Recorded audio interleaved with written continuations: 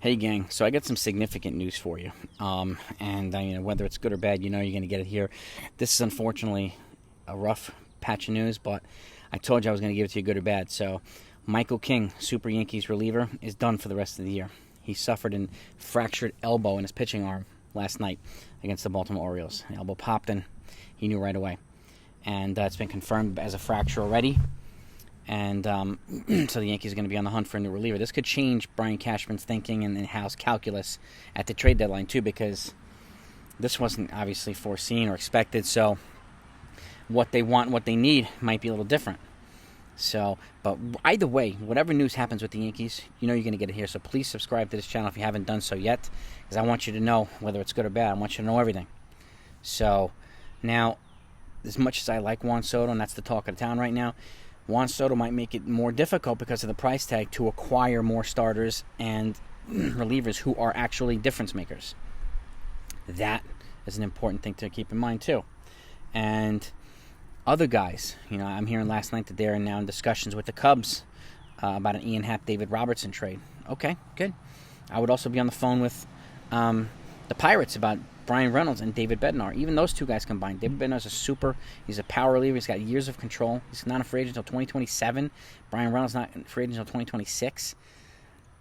They can get both of those guys for less than it would cost to get Juan Soto. So this could change things a little bit. I would be on the phone with the Detroit Tigers. But for Gregory Soto, if possible, he's going to cost just as much as Bednar, or Andrew Chafin and Michael Fulmer at a little bit lower price tag, but reliable relievers, one lefty, one righty. But this is why I say you can never have too much pitching, right?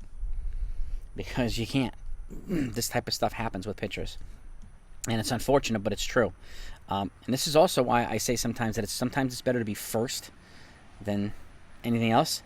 Because if they strike already, they added a pitcher, whatnot, when people are least expecting, then they wouldn't be in a position like this. And now a lot of teams are going to, sense some desperation. They're probably going to raise the prices on the Yankees because they know they need another arm who's an actual difference maker. So now they're going to jack up prices even more. So it puts the Yankees in a little bit of a bind. I'm confident they're going to do what they need to do. To what degree, I don't know. But this is obvious that the Yankees need probably two relievers. Just Miguel Castro's out. I can't even personally. I can't see right now. I can't see Jonathan Loaizaga or Aroldis Chapman on the postseason roster. I can see Clark Schmidt on there. I can see J.P. Sears on there, but I can't see those two guys on there. And Britton, I'm not expecting him to be on a postseason roster either. So the Yankees need a couple of reliable arms that are going to be guys that they can depend on in the postseason against teams like the Astros and whoever else, the Red Sox, the Twins, whoever the hell they're going to play in the postseason, right? And guys that can help preserve the lead that they already have. Last thing I'm going to do is kind of fall into a tailspin here. But the Orioles are tough, as we can see. We saw last night.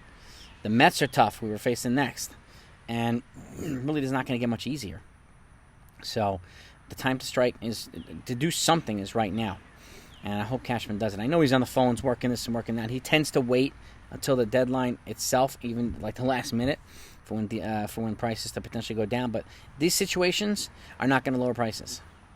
So I think it would be wise to just accept that and make the best deals you can to make the team better and blunt this, put more than a tourniquet over this cut and stop the bleeding. You know what I mean? Stop the bleeding. We need a starter, obvious. We need a reliever or two, obvious. And again, like I said, I like Juan Soto, but it makes it much more difficult to acquire top-end pitching at the price tag he's going to cost, which is why I'm trying to do a Brian Reynolds, David Bednar combo, or Ian Happ, and David Robertson combo, or even with the Cincinnati Reds, Luis Castillo and Alexis Diaz, young 25-year-old reliever with several years of control, combo. You can kill two birds with one stone if possible. I'm not saying that, that's going to be done, but it's at the very least, all these trades will cost less than it would cost to get Juan Soto. So it's just something to keep in mind. And again, this is where the situation is right now. The calculus changes all the time. If some guy gets hurt, it changes your trade deadline situation, right? Your trade deadline roadmap. Well, we're at it now. We didn't expect to lose Michael King, but we did. And all we have left pretty much is Clay Holmes and Wandy Peralta and tons of question marks. So that's not good enough for the Yankees. It's not good enough to go deep into the postseason against teams that are really good hitting teams. I mean, look at Toronto last night. Scored 28 runs or 29 runs off the Boston Red Sox. They beat the crap out of them. So we know their offensive potential is there. And right now they're still in the playoff race. So pitchers that can neutralize them, pitchers that can neutralize Houston, those guys give us fits in the playoffs. Even Boston, if they somehow make the playoffs, they give us fits offensively too. So with those moves in mind, or with those teams in mind, those are the types of moves I'd be making. I'd be calling the Tigers about those relievers. I'd be trying to do a pairing with the Cubs or the Pirates or the Reds. I'd be living in the NL Central. I'd be on the phone with them 10 times a day each. Because this is a situation. I hope Michael King has a full recovery. I feel terrible for the guy. And I hope he comes back next year with a clean bill of health and comes back to being the guy that we know and love. But right now, they're in a spot where they have to fix this, and they have to fix it now. They really, really do. And that's just the reality of the situation. And that's not me panicking. That's just telling you an obvious truth. So for those of you who did not hear that last night, I'm sorry to break this news. And they'll be making some corresponding moves today. So once that comes out, I'll get it to you. They haven't announced the corresponding moves yet, so it's pretty obvious that he's going on the IL. He's probably going to be done for the year, probably the 60-day IL.